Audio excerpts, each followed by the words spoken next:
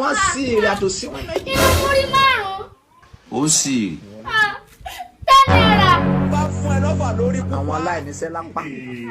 Wọn ò fẹ́ ṣiṣẹ́, wọ́n fẹ́ jẹun. Àwọn olè. Grandpa, sáwì ẹ̀ gbọ́ bí mo ṣe ń sọ̀rọ̀ látòrọ̀. Wí owó yóò ń bẹ́nu kóló èèmẹ́ ni yóò kó. Àṣìjú méjì lọ́rùn lè. Yé mi o. Èmi ni sọ́spẹ́ẹ̀tì torí bí àjú méjì lọ nínú ilé ilẹ̀sàn ẹ̀. Ọmọ lè lọ bá bẹ̀ kọ́. Grandpa ẹ má sì mí gbọ́. Yí mo ń wí ni wí. Bóyá ẹ bá mi kó kú ònú kóló yìí. Ẹ bá mi kó pamọ́. Ẹgbẹ́ wí ọmọ lè lọ mí náà ni. Yọba ní ni kọ́ mú wówó ẹ̀ èsè mú kówó. Grandpa ẹ sì wàhálà. Ẹ gbélé gbọ́. Ikú kan mo fẹ́ tọrọ lọ́wọ́ yín. Ẹ tíráfù lóòrọ̀ ọ̀la lọ sí Mọdákẹ́kẹ́. Yí mo bá kú òní Mọdákẹ́kẹ́, ó di Ilé-Ifẹ̀. Wọ́n lè bá mi kí Ọ̀ọ̀ni náà, Ọ̀ọ̀ni Ìrìṣà. Láti Ilé-Ifẹ̀, ó di Ìjẹ̀bú. Yí mo bá kú òní Ìjẹ̀bú, ó di Oǹdó lọ́dọ̀ Ọ̀kálẹ̀.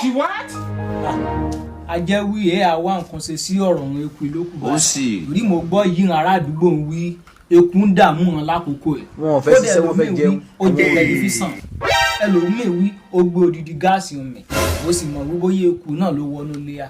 Àmọ́ mọ́kàn ara rẹ̀ báyìí. Yóò wá nǹkan ṣe sí báyìí. Eku ló wá jẹ 90 naira. Múrí márùn-ún. Yóò dá chẹ́ńjì 10 naira padà. Àwọn aláìníṣẹ́ lápá. Ó dáa, ẹ jẹ́ ń lọ bí yìí mo fẹ́ lọ ná. Yàbá yarú eku níwèrè, ẹ pọ̀ jù. Wèrè dúró lérí èmi ni. Ìgbà yọ tí ń dárúkọ wọn lu ngan lẹ̀rú tí ń bà mí. Yóò bá yá ọwọ́ lọ sí Ìlọrin lọ́dọ̀ wọn àfà. Àdìkọ́pọ̀ mi lọ sílẹ̀ tápà. Òwe wà. Lérí múrí márùn-ún. Eku ngan tí lójú àlọ́ dá 10 naira padà. Àbí kankan náà lè. Èmi ní ti yìn, sẹ́yìn lẹ́ mú mi. Èmi lè kù yóò mú. Ìjọmọ ìyá mi ní wèrè. Ó sì gbádùn fídíò yìí o.